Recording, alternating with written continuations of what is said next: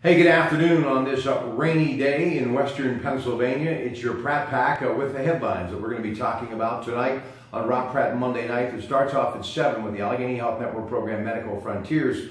Tonight, Dr. Pfeiffer and his guests will be discussing pulmonary hypertension. We hope you'll tune in. Now, right after CBS Radio News, we will have open phones in the 8 o'clock hour talking about the lead story. Texas church gunman Delvin Kelly had domestic problems, and his mother-in-law had attended the church he targeted Sunday. This according to Freeman Martin of the Texas Department of Public Safety. Authorities say Kelly fatally shot 26 people Sunday at First Baptist Church in Sutherland Springs.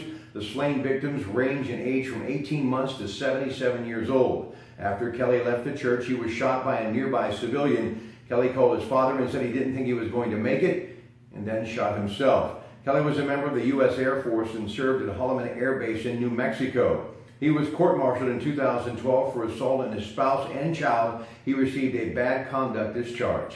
In April of 2016, he purchased a Ruger rifle that he allegedly used in the shooting. Texas law enforcement officials say there was no disqualifying information in the background check required for the purchase of that gun.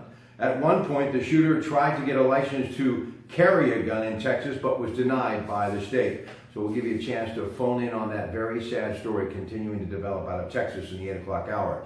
Other headlines today: President Trump declared the era of strategic patience is over when it comes to the United States' stance towards North Korea. Some people say, quote, "My rhetoric is very strong." He said this during remarks at a joint news conference in Tokyo alongside Japanese Prime Minister Shinzo Abe. Senator Paul Rand has 5 rib fractures, including 3 displaced fractures and lung contusions after an assault in his home in Bowling Green, Kentucky. Business news: Broadcom's $105 billion bid for Qualcomm could be the biggest tech acquisition ever. It's all about the world increasing demand for wireless modems.